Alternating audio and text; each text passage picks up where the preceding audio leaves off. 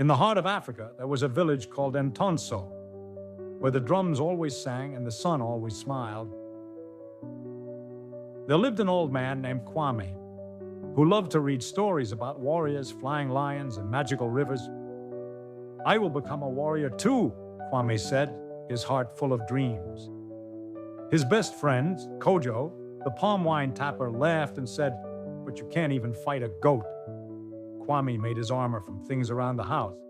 "Now I'm ready," he shouted. He rode his old donkey and named him Thunderhoof. Together, they would fight evil. "Fine, I'll come too," Kojo sighed, "but I'm only here for the snacks." And so the dreamer and the laugher began their journey into the wild. Deep in the forest, they found a talking tree, wise and full of magic. "To become a true hero," said the tree, "you must find the golden drum."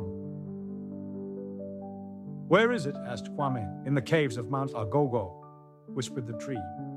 And off they went, marching toward the mountains, with songs in their hearts. They reached the River of Whispers, which spoke to kind people. "Share your yam," the river whispered. Kojo did, and a glowing bridge appeared. "Kindness is powerful," said Kwame as they crossed safely. Suddenly, a monster lizard jumped out and roared. "Back, a beast!" shouted Kwame. He poked it gently and it ran away. "You scared it with your warrior face," Kojo laughed. They rested in a field, watching birds paint the sky with their wings. Even Thunderhoof needed rest. He munched on sweet grass and kicked his legs in joy. That night, a storm came. The wind howled like a lion. "Let's sing so we don't feel afraid," Kwame said, and they did. At sunrise, the storm was gone. Ahead stood Mount Agogo. "That's it," said Kwame. "The golden drum is waiting." They climbed slowly, step by step, with songs to keep them strong. The cave was dark and shaped like a lion's mouth. "Don't worry," said Kwame. "I'll go first." Inside, glowing eyes watched them. Something was there. It was only a wise old owl guarding the drum.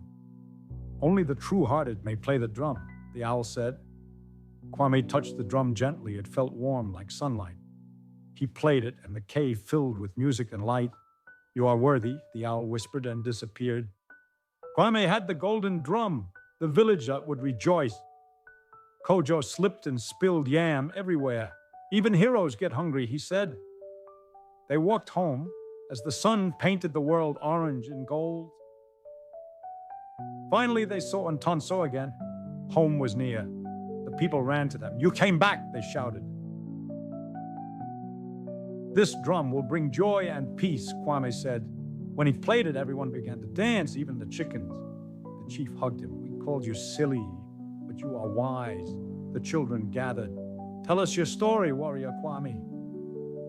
"Once," he said, "there lived a dreamer who followed his heart. Kojo acted out the battles, and I was the brave sidekick. Even Thunderhoof got a flower crown and a big bowl of cassava. The heroes sat under the sunset, their hearts full of joy. That night, Ntonso slept in peace, thanks to Kwame the dreamer. And from that day on, his story was told by fires and drums. The golden drum stayed in the village singing forever. And so Kwame the dreamer became Kwame the hero. The end.